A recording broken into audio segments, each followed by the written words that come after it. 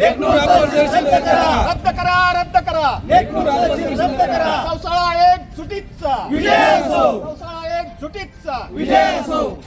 बीड तालुक्यातील अप्पर तहसील कार्यालय चौसाळा येथे करावे या मागणीसाठी परिसरातील गावचे सरपंच तसेच विविध पक्षाचे पदाधिकारी व ग्रामस्थांनी बीडच्या जिल्हाधिकाऱ्यांची भेट घेतली.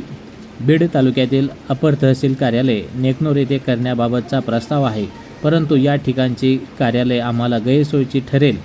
यापूर्वीपासून चौसाळा येथे कार्यालय करण्याबाबत प्रस्ताव होता, त्याची अंमलबजावणी करावी अशी मागणी चौसाळा परिसरातील ग्रामस्थांनी केली आहे. यावेळी भाजप नेते डॉक्टर योगेश क्षीरसागर काय म्हणाले आहेत पाहूया.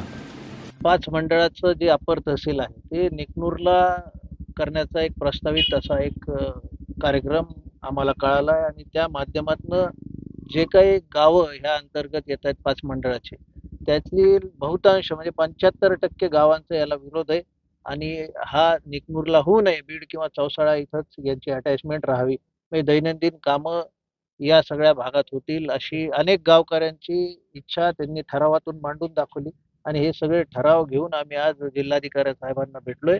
त्यांच्याकडं हरकती ज्या मागवण्यात आल्यात शासनाकडनं त्यासाठी या हरकती आम्ही त्यांना दिल्यात आणि येणाऱ्या काळात आमच्या या तालुक्यातल्या लोकांना त्रास होऊ नये, त्यांना भटकंती करावं लागू नये वेगवेगळ्या कामासाठी, यासाठी हे अप्पर जे कार्यालय तहसीलचं ते नेकनूरला न होता बीड किंवा चौसाळ्यातच राहावं यासाठी आम्ही त्यांना निवेदन दिलंय आणि त्यासाठी जी यंत्रणा लागते ती पर्याप्त यंत्रणा ही चौसाळा बीडमध्ये उपलब्ध असल्यामुळं इथल्या लोकांना त्रास होऊ नये ही आमच्या सगळ्याची सर्वपक्षीय इथं सगळे लोक आलेले आहेत वेगवेगळ्या गावातून आणि जवळपास 52 ते 53 गावांनी असा ठराव दिलेला आहे. त्यामुळे ह्या सगळ्याचा विचार शासन नक्कीच करेल. आम्ही शासन दरबारी सुद्धा याचा पाठपुरावा करू. जवळपास 40 वर्षापासूनचा हा लढा चौसाळकरांचा चालू आहे. 1982ला कपूर बोंगिवरार कमिशन आयोगाने या ठिकाणी चौसाळा तालुका निर्माण करावा अशी शिफारस त्या ठिकाणी केलेली होती. परंतु मधल्या काळामध्ये या जिल्ह्यामध्ये 4 तालुके झाले, परंतु आम्हाला त्यापासून वंचित राहावं लागलं. त्यानंतर महाराष्ट्रात नवीन तालुके झाले नाहीत, परंतु आता वाढती लोकसंख्या याचा विचार करता शासनाने हा निर्णय घेतलेला आहे की काही अप्पर तहसीलच्या माध्यमातून त्या ठिकाणी काही कार्यालय निर्माण करायचे आणि लोकांचा वाढता जो फ्लो आहे तो त्या ठिकाणी डायव्हर्ट करायचा. अशा प्रकारची त्यांची एक मानसिकता आहे. परंतु या ठिकाणी पाहिलं असेल नेकनूर या ठिकाणी प्रस्तावित जे शासनाने अप्पर तहसील कार्यालय केलंय त्यामध्ये 5 महामंडळ या ठिकाणी समाविष्ट केलेत. 5 महामंडळामध्ये एकूण 78 गावे आहेत. 78 गावापैकी जवळपास 50 ते 52 गावाचा त्या ठिकाणी नेकनूरमध्ये जाण्यास विरोध आहे.